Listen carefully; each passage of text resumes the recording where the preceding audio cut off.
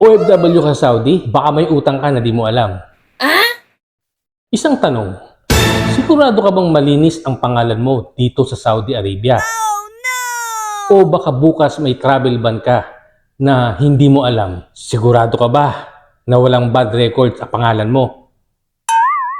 Alam mo ba na kahit isang missed payment lang, pwede ka ma-blacklist at hindi ka ma-approve sa future loan mo or credit card o kahit anong loans dito sa Saudi Arabia?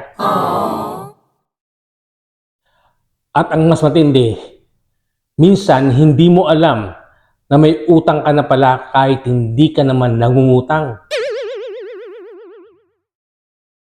Sa vlog na ito ay tuturo ko sa iyo kung paano i-check kung meron kang loan or bad debt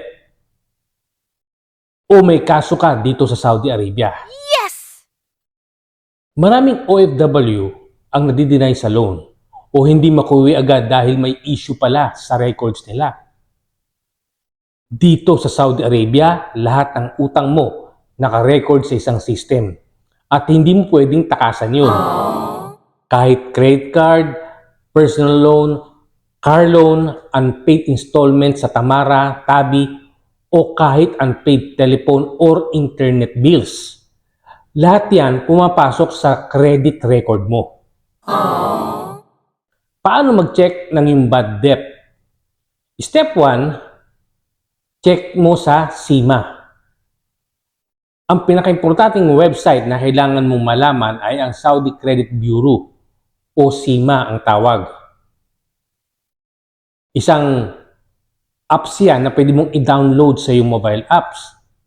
Dito mo makikita lahat ng loans mo, kung may delay ka sa payment, kung may default ka, at pati credit score mo. Napaka-importante niyan. So, paano gagawin? Pumunta ka lang sa sima.com, i-register gamit ang ikama, bayaran yung maliit na fee, at pwede mo lang i-download ang credit report. Isang check lang, malalaman mo agad kung may problema ka. Tulad nito. Second step ay check mo sa yung bank. Kung may loan ka sa bangko tulad ng Al-Rajhi, Saudi National Bank at iba pang mga bangko, pwede mong makita sa mobile app ang remaining balance mo. Step 3 ay i-check mo sa ABSIR kung meron kang kaso. Kung lumala na ang utang at napunta na sa legal case, makita mo yan sa ABSIR tulad nito. Dito, may check mo kung may execution case, kung meron kang travel ban or legal complaint. Oh no! Warning sa mga OFW, huwag mong hintayin na ma-deny ka sa loan o ma-hold ka sa airport bago ka mag-check. Maraming mga OFW ang nagulat, akala nila cleared sila. Pero may old unpaid bill pala. Mas mabuti ng sigurado kaysa magsisi sa huli. Kung OFW ka dito sa Saudi, gawin mo na ngayon. I-check mo ang credit status mo. Dahil ang magandang record dito sa Saudi, puhunan mo sa iyong future.